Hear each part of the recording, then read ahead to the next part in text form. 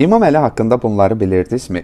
6 yaşı olarkən Həzrət Məhəmməd Salavatullahı himayə edib, tərəfini saxlamağa can atır, harada olsaydı onunla birlikdə olardı. 10 yaşı olarkən Həzrət Məhəmməd Peyğəmbər seçildi və İmam Əli ona iman gətirdi. 16 yaşı olarkən Məkkəlilər onları iqtisadi blokadaya saldılar və çətin şəraitdə qaldı. 19 yaşında atasını itirdi. 23 yaşında hicrət gecəsi fədakarlıq edərək Peyğəmbərin yerində yatdı. 24 yaşında Həzrət Fatimə ilə evləndi. 25 yaşında Bədir döyüşündə iştirak edib qəhrəmanlıq göstərdi. 26 yaşında Ühüd döyüşündə igidlik göstərdi və barəsində Əlidən savayı dəliqanlı, Zülfüqardan başqa qılınc yoxdur, deyildi. 27 yaşında anasını itirdi. 28 yaşında Xəndək döyüşündə iştirak edərək adını dillər əzbər etdi və pəhləvanları öldürən, dəstələri darmadağın edən kimi ləqəblər qazandı. 30 yaşında Xeybər döyüşündə iştirak etdi və Xeybər Fatihi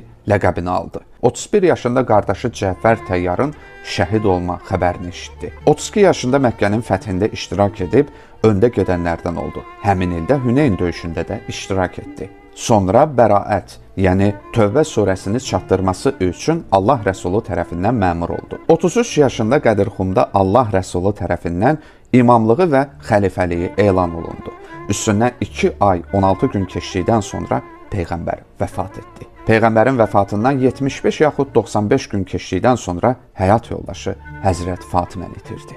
24 ilə yaxın səbirli oldu və hər bir möhnətə dözdü. Hicrətin 11-ci ilindən 35-ci ilinə qədər. 3-cü xəlifə qətlə yetirildikdən sonra xalq onun üstünə tökülərək onu xəlifə görmək istədiklərini dedilər. İmam Əli əleyhissalam hicrətin 35-ci ilində məcbur qalıb 58 yaşında ikən hakimiyyəti öz üzərinə götürməli oldu. Onun xilafət və hakimiyyət illəri 4 il 9 ay olmuşdu. 59 yaşında Cəməl döyüşü baş verdi. 60 yaşında Siffin döyüşü baş verdi. 61 yaşında Nəhrəvanda Xəvariclə döyüş baş tutdu. 63 yaşında isə Xəvaricdən olan Əbdürrəhman ibn Mülcəm Muradinin zəhərli qılıncı ilə sui-qəsdə məruz qaldı. Nəticədə ağır yaralandı və 2 gün sonra şəhid olaraq dünyasını dəyişdi.